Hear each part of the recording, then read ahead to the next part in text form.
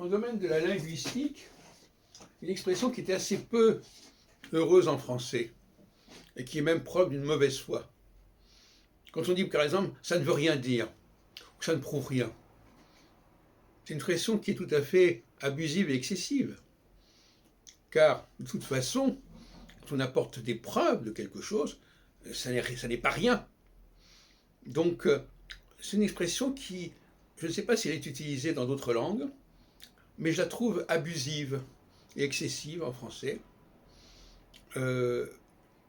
parce que c'est une façon de dire oui, bah, tout ce que vous voulez, ça n'a aucune importance, et en réalité, on peut dire que ça ne prouve pas tout, ça n'est pas suffisant, mais on ne peut pas dire que ça ne prouve rien. J'ai déjà écrit sur la notion du rien, qui est d'ailleurs quelque chose. Ce n'est pas rien. Ce n'est pas rien, ça veut dire que ce n'est pas. Ça ne veut pas dire que ce n'est pas rien. Ça veut dire que ce n'est pas un rien.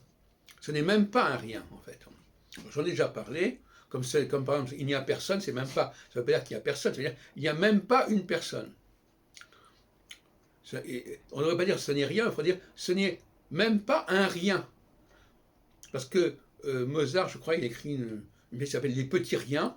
Les riens, un rien. Par exemple, un rien l'offense. Quand je mets un article indéfini devant rien, ça montre bien que ce rien, il existe. Mais c'est une chose insignifiante. Donc, ça ne prouve rien. C'est une formule tout à fait malheureuse. Ça ne me convainc pas. Ça n'est pas suffisant. Mais ça ne veut pas dire que ce n'est rien. Et que ça ne vaut rien. Et je pense que les gens qui utilisent cette expression-là, ils sont mal partis.